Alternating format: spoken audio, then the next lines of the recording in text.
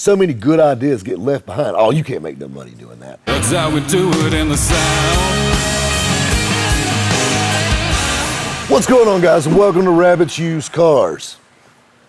You know, it's crazy. It's a nasty rainy day here. We actually had a really cool shoot planned, but the weather had other ideas. So we had to improvise. You know, but I had a good story I wanted to share, and I've been wanting to tell this one for a minute. And so now's a good time to do it while we got a little rain delay in shooting. We have so many entrepreneurs and hustlers on this channel, and I love it. I love hearing all you guys' hustles. I love new and creative hustles. I mean, so many neat things a lot of you guys are doing. I mean, I was talking to a guy just the other night. He shot me a message on Instagram. He sells used four-wheelers. You know, I was talking to another guy. Hell, he's selling like lawn equipment and stuff. And then there's another guy that's doing landscaping, all kinds of service jobs, just all kinds of crazy stuff, man. And I love it. But I know a lot of people get discouraged when you're trying to set out on this entrepreneurial path. And that being said, I got a little story that's going to help some of you guys with this. Keep in mind, this was many years ago, but I think the message still pretty much remains the same. We had a guy who used to come in the truck shop all the time. He had this ragged out ass Chevrolet truck that had a camper on the back of it. It was full of coolers and like these hot box things he made, basically to keep food warm in the back. It was like an old long bed Chevrolet truck. It wasn't a food truck or anything like that. And this thing was beat to death. And on the front, it had one of those tags. And everybody's seen them. You know, like the ones like you see at any tourist trap hotspot, you know, like these airbrush tags. And it was like, I remember it was like an orange sunset and had like the palm trees and like a damn dolphin jumping out of the ocean. But on this tag, it had $2 painted on it. And, you know, it's kind of odd, just $2. TWODOOLAR. And the guy that drove the truck, you know, I didn't really know what he did, but he was, you know, I mean, he wasn't necessarily a bad-looking guy or rough around the edge or anything, but he was just a normal guy. And he would bring this truck in, and we were constantly working on this thing. I mean, it was just wore slap ass out. And we'd put another Band-Aid on the gash just every time he'd come in every few months. Something wrong with it. That being said, you know, he brought his truck in one time, and you know, I don't know, we got to talk and shoot the bull, and I said, so, hey, what do you do? Actually, his name was Bill, and Bill's passed away a few years back. But anyway, so $2 is Bill. I said, Bill, what do you do for a living? What's the deal with all this stuff in this truck? He goes, well, what I do is I go to restaurants, and at the time, Burger King, this shows you how long ago this was, but Burger King, you could buy a Whopper for $1.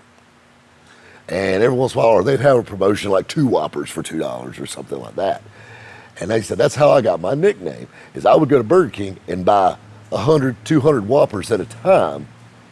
And I would take them and put them in those boxes to keep them warm. And I would drive around to job sites all over and sell them for $2. Double my money on every one of them. And he said, you know, and I don't do it with just that. He said, you know, I'll go to a biscuit place and get biscuits. You know, and, you know, back then you got to think about it, you know, there was 2 sausage biscuits for $1. And he would sell those things for $2 a pop. Everything was $2. That's how he got that nickname. And he had like, you know, drinks in the coolers and stuff. So everything was $2. And that's how he got that nickname. And I'm thinking, I mean, hell, ain't a bad little hustle, I guess. Well, and then he said, hey, my son's got a truck and he's got a problem with it. So he brought his son's truck. His son was doing the exact same thing he was doing. And I'm like, man, you know, it's kind of interesting, but I didn't think that much of it. Well, a little later down the road, he called me up. An old truck died in his yard. And he goes, hey, Rob, I need to get you guys to come out and see if you can get this old Chevrolet going. So back then, we couldn't even Google it. We had to or Google Maps. It was like MapQuest. We printed out the directions to his house. He lived about 30 minutes away. And we drove out there. And, you know, we got to his house. And I mean, I don't really know what I was expecting. But I was shocked. Gorgeous home, couple new cars. And this is the only job this guy had. His wife didn't work. And, you know, I'm like, man, I mean, it's so interesting to me that something that starts out so little. I mean, you got to think about it. He's providing a service. I mean, obviously he's selling the sandwiches, but he's not making the sandwiches. He's not, you know, got a wild wrap truck or anything like that. He's just I mean, very low buck operation. But the thing you got to think about is he supports this lifestyle he lives. I mean, it wasn't like a big mansion, but it was a nice home. I mean, he had nice things. And it was just kind of like, man, you got to think about making it $2 at a time. So let me stop that story to kind of tell you something that's going to bring all this together. And back to all my little entrepreneurs and hustlers out there. You know, when you're sitting there and you're thinking that next big hustle, that next big move, and everybody wants to make big money, you know, you're aiming high, and I love it. But sometimes you got to focus on some of those smaller hustles, you know, and things like that. You know, you got to think, so many good ideas get left behind. Oh, you can't make no money doing that. I mean, this dude is literally selling sandwiches and doubling his money on them. I mean, how simple could it? I mean, it couldn't get any simpler than this. And he's making a good living doing it. Works when he wants to work, works for himself in every sense of the word. Business owner. No matter how big or small, it's still the same thing. So much in life, we focus on those home runs and those big success stories. We all love them. I love them. You know, it's like back in sales, like, you know, me selling cars.